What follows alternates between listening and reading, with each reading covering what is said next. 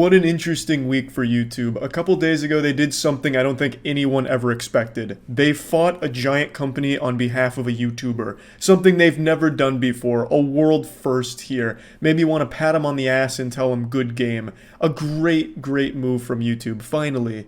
And then the next day, they made an absolutely horrible decision that made me want to cry, cum, and puke.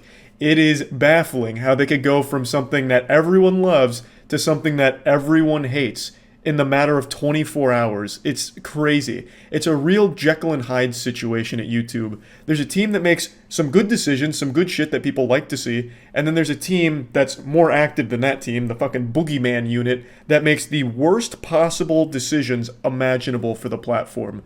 So let's go over both. I want to start with the positive side first to cushion the yuckiness of the negative side.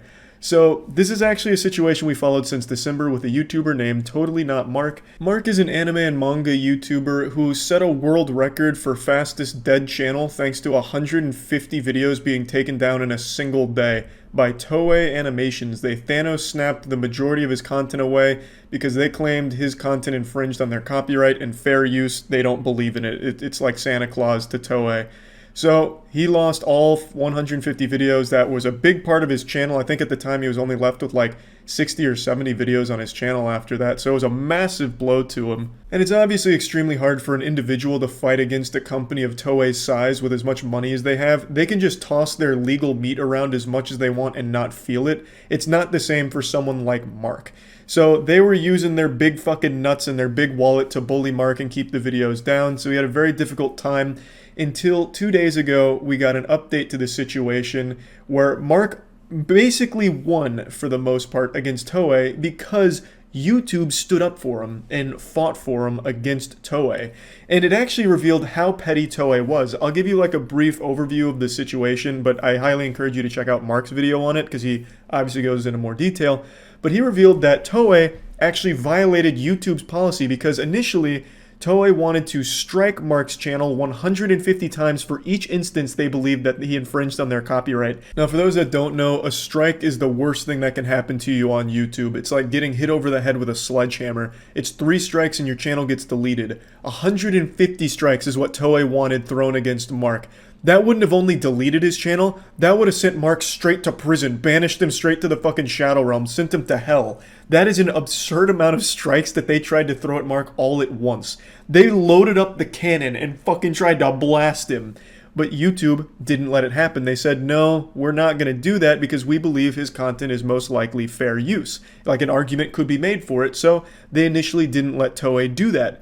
So what Toei did is they went behind YouTube's back and used a different set of tools to manually go through and take down 150 videos, copyright block them. So he didn't get strikes, but Toei still got the videos taken down. And this was a complete violation of the YouTube policy. So when Mark finally did get a team at YouTube that wanted to help him and assembled the Avengers at the YouTube HQ, they noticed what Toei did and realized this is not okay, this is a violation. So then YouTube just wiped their ass with Toei's face. Like they full-blown just put their ass in Toei's asshole. They washed the blocks and came to the compromise where YouTube was going to block those 150 videos in Japan only, which, because Toei was arguing that it's not fair use by Japan law, YouTube said, okay, bet. Blocked in Japan. They're fine everywhere else. So now for the most part, Mark has all those videos back online everywhere except Japan, which he's not super upset about. And that concludes the Totally Not Mark vs. Toei anime arc. Now I think it is worth mentioning that Toei can still fight this, and I think there's a great chance they probably will considering how petty and out of touch they are. They could try and make a legal argument that the 150 videos are a complete violation of copyright law and they are not fair use, but they would have to argue that outside of Japanese law. They would have to prove that on like a global scale that Mark is some kind of evil super villain mastermind pirate sailing the 7 seas. He's crossed the Grand Line and is delivering illegal anime review and manga analysis.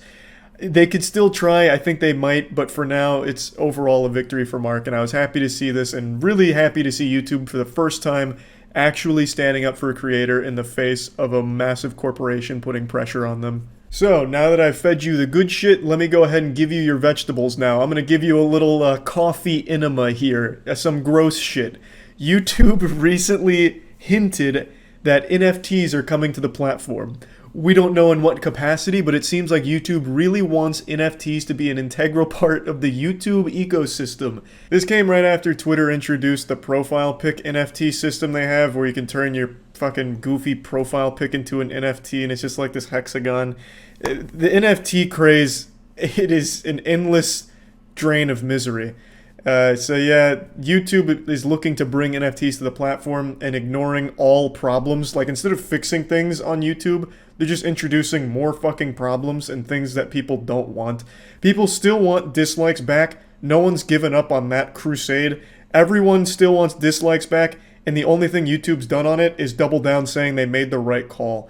And then after doubling down on the removal of dislikes, they then announced NFTs. Luckily, these two things are going to coincide greatly, because when they do bring the NFTs to the platform, it's going to have nothing but likes on it. You know, you won't be able to see if anyone disliked it. It's going to be 100% approval rate, baby, because dislikes are fucking gone.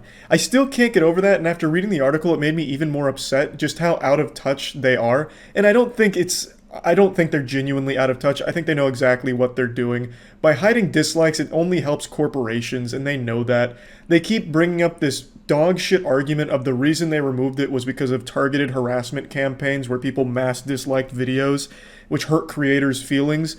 But that's such a small, awful example to use, and their solution doesn't even work, because the creator still sees when videos are mass disliked. They still see the dislikes. So who does it help? It doesn't do anything. The creator is still seeing that, hey, these people fucking hate me. But no one else can see that. So it's still just hurting the creator's feelings. Like, it doesn't do anything to solve the problem that they keep saying it was aiming to solve. All it does is help it look better.